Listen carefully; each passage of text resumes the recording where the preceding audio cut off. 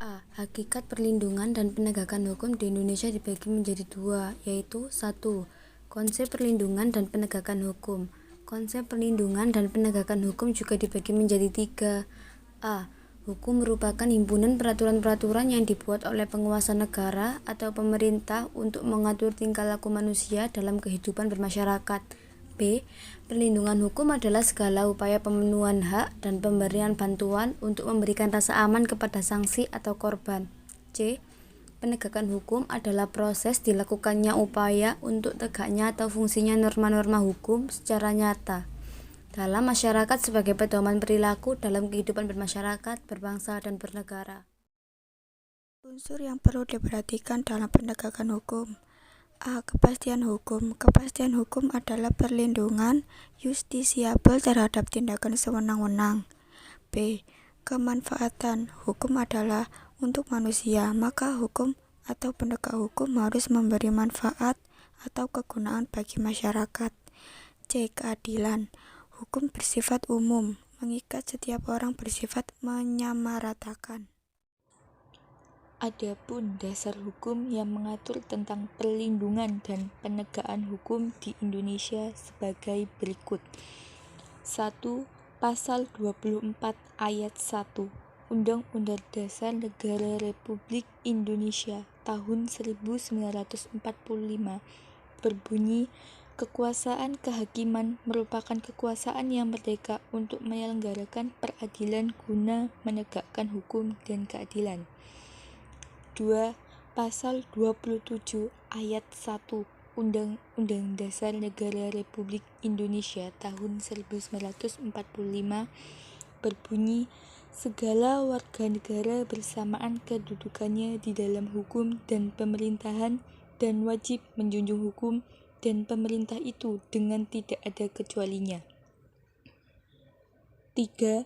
Pasal 28D ayat 1 Undang-Undang Dasar Negara Republik Indonesia tahun 1945 berbunyi, setiap orang berhak atas pengakuan, jaminan, perlindungan, dan kepastian hukum yang adil serta perlakuan yang sama di hadapan hukum. 4. Pasal 28 ayat 5 Undang-Undang Dasar Negara Republik Indonesia tahun 1945 berbunyi, untuk menegakkan dan melindungi hak asasi manusia sesuai dengan prinsip negara hukum yang demokratis, maka pelaksanaan hak asasi manusia dijamin, diatur, dan dituangkan dalam peraturan perundang-undangan. 5. Pasal 30 ayat 4 Undang-Undang Dasar Negara Republik Indonesia tahun 1945 yang berbunyi, Kepolisian Negara Republik Indonesia sebagai alat negara yang menjaga keamanan dan ketertiban masyarakat bertugas melindungi, mengayomi, melayani masyarakat, serta menegakkan hukum. Itulah dasar hukum yang mengatur tentang perlindungan dan penegakan hukum di Indonesia. 2. Pentingnya perlindungan dan penegakan hukum dibagi menjadi 3. A. Tegaknya supremasi hukum. Supremasi hukum bermakna bahwa hukum mempunyai kekuasaan mutlak dalam mengatur pergaulan manusia dalam berbagai macam kehidupan. Semua tindakan warga negara maupun pemerintah selalu berlandaskan pada hukum yang berlaku. B. Tegaknya keadilan. Setiap warga negara dapat menikmati haknya dan melaksanakan kewajibannya merupakan wujud dari keadilan. C. Mewujudkan perdamaian dalam kehidupan di masyarakat. Perdamaian akan terwujud apabila setiap orang merasa dilindungi dalam segala bidang kehidupan.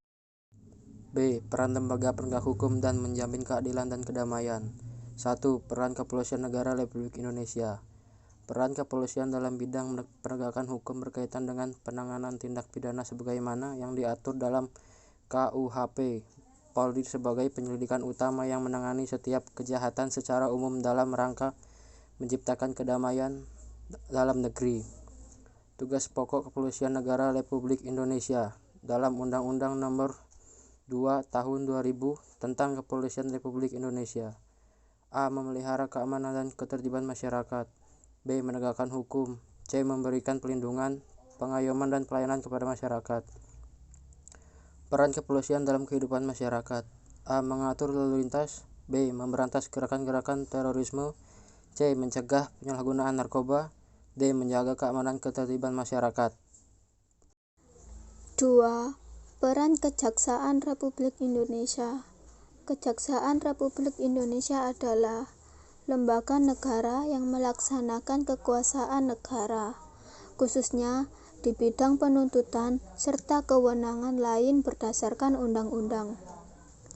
Adapun tugas dan wewenang Kejaksaan Republik Indonesia dikelompokkan menjadi 3 bagian, yaitu A. Bidang pidana, B.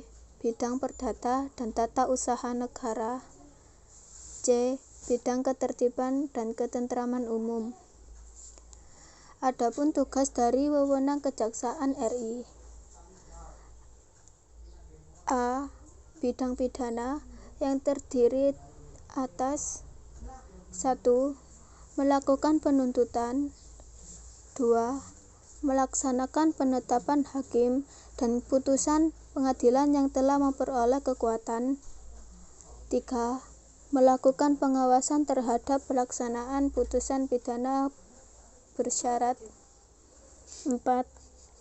Melakukan penyidikan terhadap tindakan pidana tertentu berdasarkan undang-undang, 5. Melengkapi berkas perkara tertentu. B. Bidang perdata dan tata usaha negara. 1. Kejaksaan dengan kuasa khusus dapat bertindak baik di dalam maupun di luar pengadilan untuk dan atas nama atau pemerintah negara. C. Bidang ketertiban dan ketentraman umum yang terdiri atas 1. Peningkatan kesadaran hukum masyarakat, 2. Pengamanan kebijakan menegakkan hukum, 3. Pengawasan peredaran barang cetakan, 4.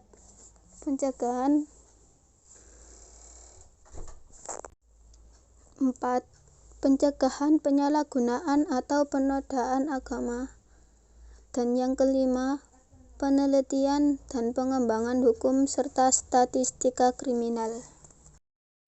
Peran hakim sebagai pelaksana kekuasaan kehakiman. Hakim memiliki kedudukan dan peranan yang penting demi tegaknya negara hukum. Hakim sebagai pejabat peradilan negara yang diberi wewenang oleh undang-undang untuk mengadili. Hakim diklasifikasikan menjadi 3 kelompok berdasarkan ketentuan Undang-Undang Republik Indonesia Nomor 48 Tahun 2009 tentang Kehakiman. A. Hakim pada Mahkamah Agung yang disebut dengan Hakim Agung. B. Hakim pada badan peradilan yang berada di bawah Mahkamah Agung, yaitu dalam lingkungan peradilan umum, peradilan agama, peradilan militer, peradilan tata usaha negara, dan hakim pada peradilan khusus yang berada dalam lingkungan peradilan tersebut. C. Hakim pada Mahkamah Konstitusi yang disebut dengan Komisi Yudisial. 4. Peran advokat dalam penegakan hukum. Tugas advokat secara khusus adalah membuat dan mengajukan gugatan, jawaban, tangkisan, sangkalan, memberikan bukti, serta mendeksa segera disidangkan atau diputuskan perkaranya. 2. Advokat atau pengacara bertugas membantu hakim dalam mencari kebenaran dan tidak boleh memutarbalikkan peristiwa demi kepentingan klien, agar kliennya menang dan bebas. Di sini juga ada fungsi dan peranan advokat dalam upaya penegakan hukum sebagai berikut. A. Advokat berstatus sebagai penegak hukum bebas dan mandiri yang dijamin oleh hukum. B. Memberikan bantuan hukum kepada setiap orang yang membutuhkan. C. Menjunjung tinggi nilai keadilan dan moralitas serta kebenaran. D. Sebagai pengawal konstitusi dan hak asasi manusia. E. Menjaga dan meningkatkan mutu pelayanan advokat terhadap masyarakat. 5. Peran Komisi Pemberantasan Korupsi. Komisi Pemberantasan Korupsi atau KPK merupakan badan baru yang dibentuk oleh pemerintah dengan tujuan memberantas korupsi. KPK dibentuk berdasarkan UU Nomor tahun 2002 tentang Komisi Pemberantasan Tindak Pidana Korupsi. Tugas-tugas KPK sesuai dengan Undang-Undang Nomor 30 Tahun 2002 tentang Komisi Pemberantasan Tindak Pidana Korupsi sebagai berikut. A. Menjalin koordinasi dengan instansi yang berwenang. B. Melakukan supervisi terhadap instansi yang berwenang. C. Melakukan penyelidikan dan penuntutan terhadap tindak pidana korupsi. D. Melakukan pencegahan terhadap tindak pidana korupsi. E. Melakukan pemantauan terhadap penyelenggaraan pemerintah negara. Kemudian lanjut bagian C, dinamika pelanggaran hukum. Poin pertama, berbagai kasus pelanggaran hukum. Yang kita ketahui, pelanggaran hukum adalah tindakan seseorang yang tidak sesuai atau bertentangan dengan aturan-aturan yang berlaku. Di sini bisa kita ketahui ya dengan kalimat mudah, pelanggaran hukum itu adalah perbuatan yang melawan hukum. Contoh pelanggaran hukum yang bisa kita temui dalam kehidupan sehari-hari, misalnya 1. Tindakan mahar. Tindakan mahar itu adalah tindakan menggulingkan pemerintah, diatur dalam pasal 107 KUHP. Yang kedua, menyatakan permusuhan, kebencian, dan penghinaan terhadap suatu golongan rakyat di muka umum, diatur dalam pasal 156 KUHP. Ketiga, menodai bendera kebangsaan Republik Indonesia, diatur dalam pasal 154A KUHP. Yang keempat, dengan sengaja merampas nyawa orang lain, diatur dalam pasal 338 KUHP. Kemudian contoh perilaku yang bertentangan dengan hukum yang bisa kita temui di lingkungan sekolah, masyarakat, serta bangsa dan bernegara. Di lingkungan sekolah, misalnya tidak memakai seragam yang ditentukan sekolah, menyontek ketika ulangan, datang terlambat ke sekolah. Di lingkungan masyarakat, misalnya membuang sampah sembarangan, tidak melaksanakan tugas ronda malam, memaksakan kehendak orang lain. Di lingkungan bangsa dan negara, misalnya tidak mau membayar pajak, tidak mematuhi rambu-rambu lalu lintas, tidak memiliki KTP atau SIM. Itu adalah contoh perilaku yang bertentangan dengan hukum yang bisa kita temui di lingkungan sekolah, masyarakat, bangsa, dan negara. Pelanggaran sanksi-sanksi hukum Indonesia secara umum terdapat dalam KUHP pasal 10. Yang pertama adalah hukuman pokok yang terdiri atas hukuman mati, hukuman penjara, hukuman kurungan, dan hukuman denda. Dan yang kedua adalah hukuman tambahan, pencabutan hak-hak tertentu, perampasan atau penyitaan barang-barang tertentu, dan pengumuman keputusan hakim. Sanksi dari aturan hukum bersifat tegas dan nyata. Tegas yang berarti adanya aturan yang secara material telah diatur. Misalnya dalam hukum pidana mengenai sanksi diatur dalam pasal 10 KUHP. Dan nyata yang berarti adanya aturan yang secara material telah ditetapkan kadar hukuman berdasarkan perbuatannya. 3. Partisipasi dalam perlindungan dan penegakan hukum. Contoh partisipasi dalam perlindungan dan penegakan hukum sebagai berikut. A. Lingkungan sekolah. Contohnya, menghormati kepala sekolah, guru, dan karyawan.